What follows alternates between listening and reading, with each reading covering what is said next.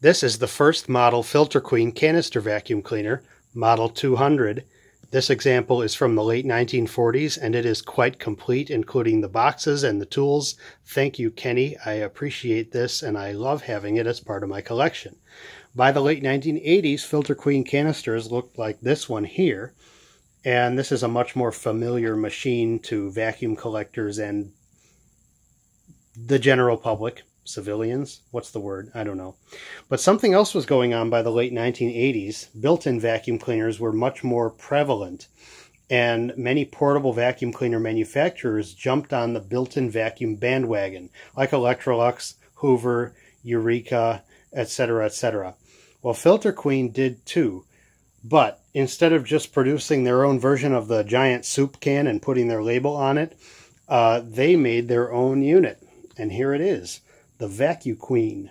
So they adapted the cyclonic separation principle from their canister vacuum cleaners, and they produced this machine themselves. It is all plastic. You can see that the motor on the bottom allows easy flip-up access from the top for filter maintenance or for emptying this bin, because this whole bin is removable. And the dirt comes in, the intake is on the back, and then there's an internal elbow, and so that everything you pick up comes in on a tangent and swirls around, and that cyclonic primary separation does tend to keep this filter cleaner longer, which is good. This cone-shaped filter is unique to this machine, and I believe these are no longer available, so if you have one of these, take care of this. These tended to be pretty durable. The filter kept the dirt out of the motor, so these motors lasted a long time.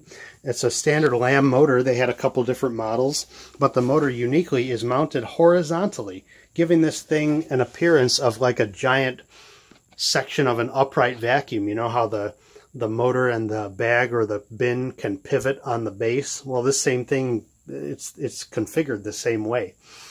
Filter-Queen collaborated with Hayden Manufacturing for their fittings and their hoses, and in fact the hose handle on even the Filter-Queen canister of the time is a Hayden Central Vac hose handle, just with the Filter-Queen female end connector. This one's missing its rubber boot. This would have come with the Filter-Queen power nozzle, which I do not have here, and so would the Central Vac. So really what you got was, from here down, the same exact thing as a Filter-Queen canister. The hose would have just been a 30-foot long version of this and connected to Hayden inlets, standard piping, and then this cool machine in the basement or the garage. Now, a clear canister is pretty common with a portable vacuum cleaner, a bagless portable, but with a Central Vac, it's kind of a novelty to watch the dirt spin around. So I've got some more shredded paper here to give a demonstration of that. I do not have the Vacu-Queen hose. I'm using this with just a Plastiflex modern hose, which actually works quite a bit better, being crush proof.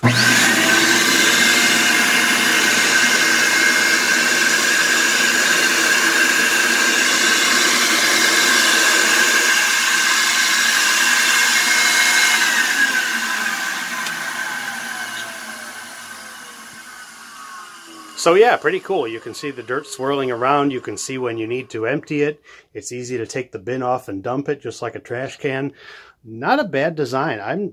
For being kind of plastic and bagless and all that, I'm not minding this thing. It's pretty cool. So just wanted to share that little bit of Central Vac uniqueness with you. And as always, happy vacuuming.